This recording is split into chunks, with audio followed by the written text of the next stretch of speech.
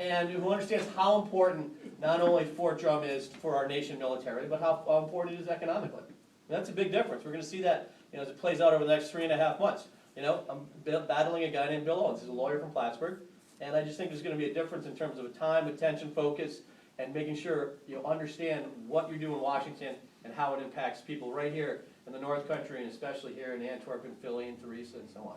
And so that's going to be a clear choice as we talk about the role of defense policy and how it impacts not only our nation's protection, but also right here in the North Country. But on top of that, do we really need another lawyer in Washington? I'm a business guy, and so what have I done?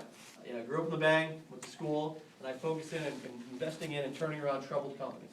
So companies that are flat out bankrupt, trouble. We talked a little bit before, like what does that mean? Company could have too much debt, could have terrible management, could need operational turnaround, could need capital, could need everything that and more.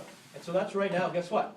When you have an enterprise called our federal government that has almost $16 trillion of debt, we all own it here, we all own it. Don't think we don't. We're all citizens. We're all part of the 315 million people who are responsible and own that $16 trillion of debt. And we have a president and Congress who continue to spend trillions of dollars each year more than we have. So if you're the mayor of Theresa, you're the town supervisor in Antwerp or Philly, you know what? You'd get kicked out of town pretty quick if you spent twice as much as you brought in a given year. You tell me, is Antwerp not going to be that welcoming for you? They're going to kick you to the curb. They'll probably, at some point, the government would just, the state controller would shut you down. But that's what goes on every day, every year at the federal government. Things that are unthinkable for your family, your family business, your own business, the company you work for, the town or the village, your supervisor that you're mayor of or your village trustee for, or if you're on a school board or any nonprofit or what have you. It just doesn't work. It's simple as that, and that's where we're going as a country. Now, if that's not tough enough and bad enough, guess what? Look at the paper. I looked at the Watertown Times this morning.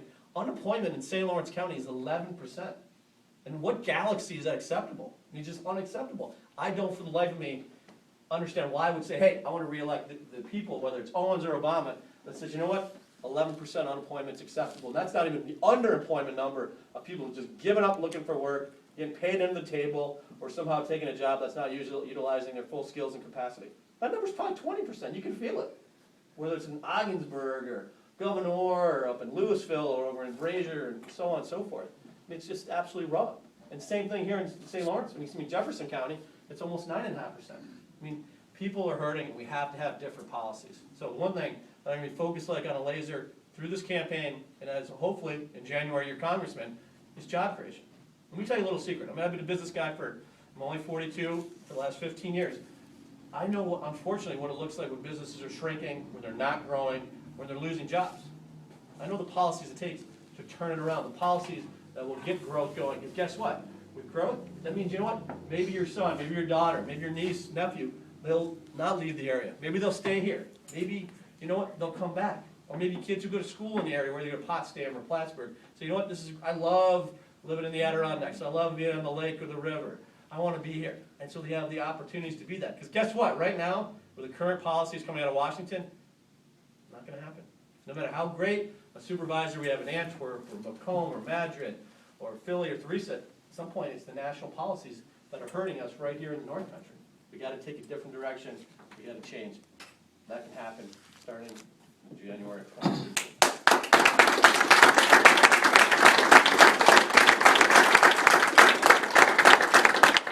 Talk about that, Fort Drum, and obviously growth and getting employment back to where it should be. It's going to be a tough race. I'm going to have a close race. I'll tell you right now. Not being just straight up between friends.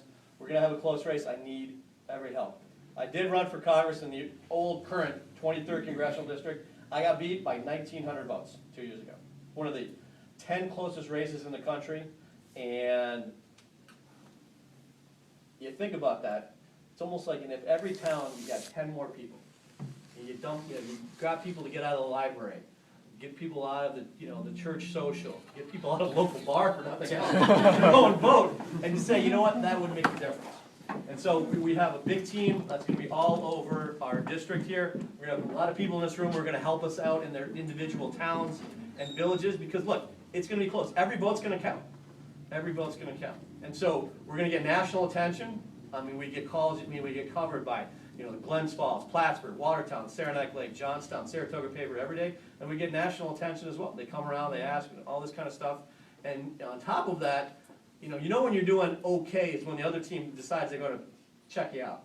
And so right here we have a tracker from the National Democratic Party. So why don't we give a warm North Country welcome to the tracker of the Democratic Party. And that's how the generosity and the Republican spirit that hopefully we fed you and you got some good food here at the American Legion as well. But that just gives you a little indication. Here in little old Antwerp, they're going to go ahead and fly spec and check everything out we're doing. And that just wants to reaffirm to everybody that your help is needed. That together we can win. That's very important to know that the table's set. We have a great opportunity. I think Mitt Romney's going to win this congressional district. And again, we only came up that much short. And think of it this way. Bill Owens got elected with 47.5% of the vote in 2010. Okay, let me tell you a little secret. That is the smallest winning percentage of any of the 435 congressmen in the United States. So if we lined them all up in a room around the bend, Bill Owens would be the last in line. We have a great opportunity here. We're right on the issues. We know that we need to make sure that Fort Drum is protected. We need to get our fiscal house in order. We need to promote growth.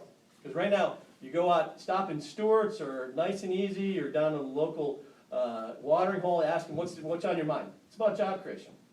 It's about what are you going to do to make sure that we keep our kids at home? What are you going to do to make sure that people have a better future? What are you going to do to make me make a little bit more money? At the end of the day, you say, hey, I want to, and what are you going to do about that? We have the right answers. I have a plan. And as we get closer to Election Day, I think the choice is going to become quite clear between myself and our current congressman. But you know what? I need your help. Simple as that.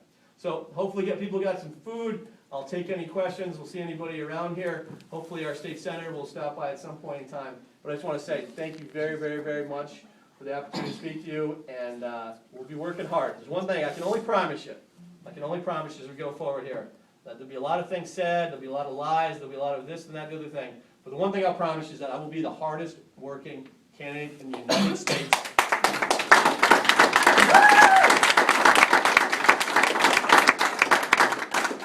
And most importantly, I will be the hardest working congressman come January. Thank you. Yeah.